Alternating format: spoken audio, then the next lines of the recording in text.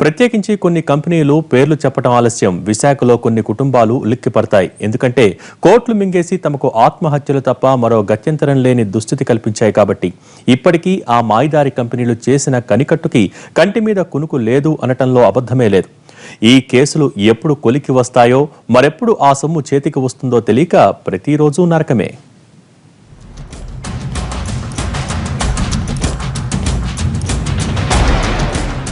రెండేళ్ల కాల వ్యవధిలో విశాఖ మధ్యతరగతి ప్రజలకు చెందిన వందల కోట్ల రూపాయలు లూటీ అయ్యాయి.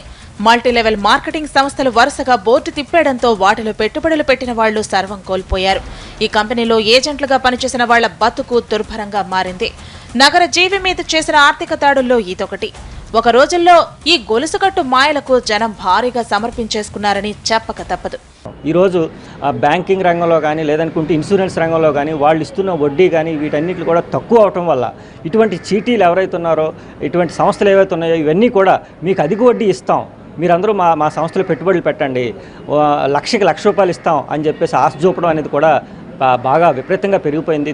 ఇటీవల కాలంలో ఇటువంటి సంస్థల్లో వాళ్ళు పెట్టుబడి పెట్టి వాళ్ళు ఆ సంస్థలన్నీ మూసేయటం వల్ల ఆ డబ్బులు రాకపోవడంతో వాళ్ళందరూ ఆత్మహత్యలు చేసుకునే పరిస్థితి అనేది.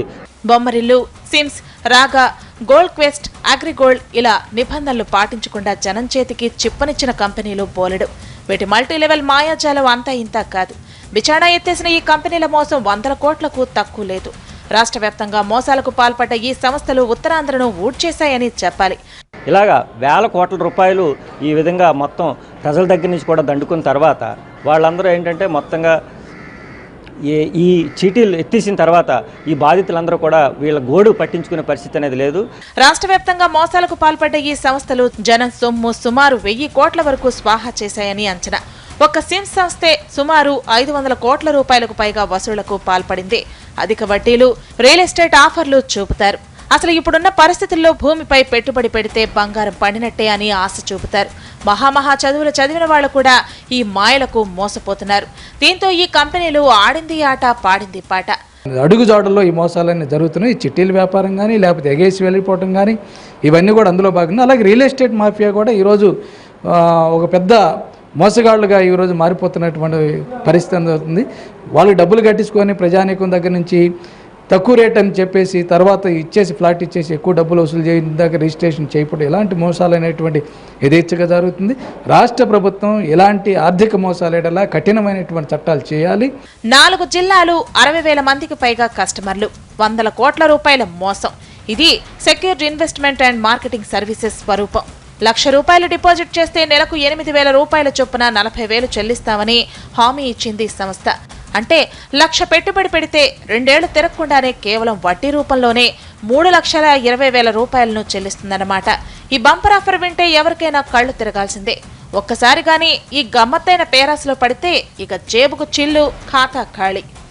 ఇప్పటికే ఈ కంపెనీ ఆస్తులను ప్రభుత్వం అటాచ్ చేసింది. ప్రత్యేక దర్యాప్తు సంస్థ విచారణ చేస్తోంది. ఈ ప్రయత్నాలు ఫలించి తమ పెట్టుబడులు తిరిగి చేతికొస్తే చాలురా భగవంతుడా అని బాధితులు మొక్కని మొక్కు లేదు, చేయని ఆందోళన లేదు. అత్యధిక వడ్డీ రేట్లు చెప్పి మోసాలు చేసేటటువంటి వాళ్ళని ప్రారంభంలోనే అరెస్ట్ చేసి జైల్లో పెట్టేటటువంటి చర్యలు చేపట్టాలి. ఇటువంటి వాళ్ళు రాజకీయ జోక్యంతో వాళ్ళకి డబ్బులు తీసుకొని వాళ్ళు జరిపేటటువంటి వాళ్ళ మీద కూడా చర్యలు చేపట్టాలనేటువంటి మేము డిమాండ్ చేస్తున్నాము. వైట్ కాలర్ నేరాల్లో డాక్యుమెంట్ ఫ్రాడ్ గాళ్ల రూటే సపరేటు. కోట్లు విలువ చేసే ఆస్తిపాస్తులకు కొన్ని గంటల్లో డాక్యుమెంట్లు పుట్టించేస్తారు. తమకేమాత్రం సంబంధం లేని భూములను అమ్మేస్తారు. మహానగరంలో రెచ్చిపోతున్న మాయగాళ్లలో వీళ్ళు ఇంకో రకం. వేగంగా విస్తరిస్తున్న నగరంలో రియల్ దందా మాంచి ఊపి మీదుంది. సిటీకి 40 కిలోమీటర్ల దూరంలో గజానికి ₹5,000 దొరకని పరిస్థితి. ఇదొకప్పుడు. అదే ఇప్పుడో భూమి బంగారమైంది. డాక్యుమెంట్ ఫ్రాడ్ గాళ్లు చెలరేగిపోతున్నారు. ప్రాపర్టీ ఎవరితో తెలీదు, తప్పుడు పత్రాలు పుట్టిస్తారు. ఏ ఎన్ఆర్ఐలకో అమ్మేస్తుంటారు. వైజాగ్ సిటీ మ్యాప్ మీద ఐడియా లేని వాళ్ళని చూస్తే వీళ్లకు పూనకం వచ్చేస్తుంది. కారణం వీళ్ళేమో వైజాగ్ కాబోయే స్మార్ట్ సిటీ కదా అన్న ఆలోచన. ఇదే ఈ మోసగాళ్ల పెట్టుబడి. లేనిపోని పత్రాలు పుట్టి ముంచేస్తుంటారు. తప్పుడు సర్వే నెంబర్లు, మోసపూరిత డాక్యుమెంట్లను గుర్తించి వీటి భాగోతమేంటో తెలుసుకుందామని ఎంక్వైరీ చేసిన వాళ్లు తప్పించుకుంటారు. గుడ్డిగా నమ్మిన వాళ్లు మోసపోతుంటారు.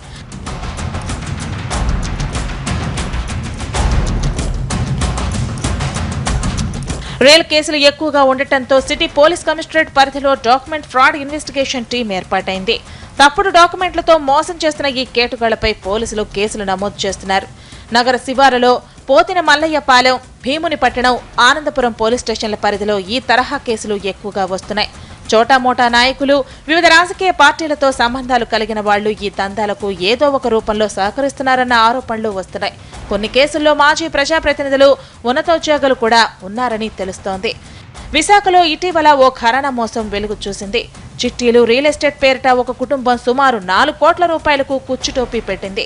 సిటీ పరిధిలో పనిచేస్తున్న ఓ కానిస్టేబుల్ కుటుంబంపై వచ్చిన ఈ ఆరోపణలతో అధికారులు ఒక్కసారిగా షాక్ అయ్యారు. ఈ అమౌంట్ అది ఎవరన్నా ఇస్తే తీసుకుంటాం, మేము ఫైనాన్స్ చేస్తున్నాం. 10 ఇయర్స్ నుంచి 12 ఇయర్స్ నుంచి ఫైనాన్స్ చేస్తున్నాం. పోలీస్ కానిస్టేబుల్గా చేస్తున్నాడు, కమిషనర్ ఆఫీస్లో చేస్తున్నాడు. మేము ఎంత అంటే అంత మేము ఎలా వెళ్ళగానే అలా ఇచ్చేస్తారు అమౌంట్. అదిని మీకు ఏ ప్రాబ్లం లేదు, నేను ఇప్పిస్తాను, మీకు ఇస్తాము అలాగని చెప్పి ఫైనాన్షియల్గా అమౌంట్ అడిగారు. మాకు వద్దు అని అన్నా కదా, లేదు మేము చేస్తున్నాం, సివిల్ కాంట్రాక్ట్ చేస్తున్నాం, సైట్లో అది ఇప్పిస్తాం, చేస్తాం. ఏదైనా కానీ ఏదైనా ప్రాబ్లం వచ్చినా కూడా కమిషనర్ గారి ఆఫీస్లో చేస్తున్నాం. అందరూ మా రైట్ హ్యాండ్, లెఫ్ట్ హ్యాండ్. విశాఖపట్నంలో ట్రాఫిక్ కానిస్టేబుల్ గా పనిచేస్తున్న జయరామ్, అతని భార్య మహాలక్ష్మితో కలిసి గత కొంతకాలంగా అక్కయ్యపాలెం అంజనా ప్యాలెస్ లో నివాసం ఉంటున్నారు. డిపార్ట్మెంట్ లో తన భర్తకు మంచి పేరుందని, ఉన్నతాధికారులతో పరిచయాలున్నాయని మహాలక్ష్మి చుట్టుపక్కల వాళ్ల ముందు బిల్డప్ ఇస్తుంది. జనంలో నమ్మకం కుదిరిన తర్వాత తాము ఫైనాన్స్ వ్యాపారం మొదలుపెట్టామని, తమ సంస్థలో పెట్టుబడులు పెడితే మీ పంట పండుతుందని కలరుచ్చినట్టు పోరుమంటున్నారు బాధితులు. ఎస్ఐలకి, సిఎల్కి ట్రైనింగ్ ఇస్తున్నాను. నేను ట్రైనింగ్ ఎస్ఐ మా డిపార్ట్మెంట్లో మంచి పేరు ఉంది కాబట్టి మీకు ఎక్కడో దగ్గర సివిల్ కాంట్రాక్ట్ ఇప్పిస్తానని చెప్పేసి నా దగ్గర 14 లక్షలు తీసుకున్నాడు సార్. పిఏఎస్ జయరామ్ 30/11/2013లో 5 లక్షలు, 14/1/2014లో 9 లక్షలు. రియల్ ఎస్టేట్ కాంట్రాక్టు పనుల పేరిట లక్షల రూపాయల వసూళ్లకు పాల్పడ్డారని, ఉద్యోగాలు ఇప్పిస్తామన్న నెపంతో భారీగా దండేశారని బాధితులు బోరుమంటున్నారు. ఎంతకాలం గడుస్తున్నా ఇటు పెట్టిన పెట్టుబడా రాదు, అటు చేస్తామన్న పనులా కావు. అదిగో ఇస్తాం, ఇదిగో ఇస్తామన్న వాయిదాలే మిగలడంతో కమిషనర్ కి మొరపెట్టుకున్నారు. దానికి నేను కోర్టుకు వెళ్ళాను. కోర్టులో కేసు అవుతుంటే చాలా సార్లేమో మేము వస్తాము, మన ఇద్దరం సెటిల్ అవుతాం అంటూ 3 సంవత్సరాలు అదే డ్రాగన్ చేస్తున్నాడు. కోర్టు విత్డ్రా అవుతాను, ఏం పీక్కు అంటున్నాడు. 23 లక్షలు నేను ఈ గోల్డ్ అంతా పెట్టేసి అలా తీరుస్తాను. ఇప్పుడు 6 సంవత్సరాలు పెట్టి అలాగే తిప్పుతున్నది నాకు పట్టు. ఎంత మొత్తుకున్నా సమాధానం లభిస్తున్న దాఖలాలే లేవు. బాధితుల వ్యతలు తీరేలా కనిపించడం లేదు.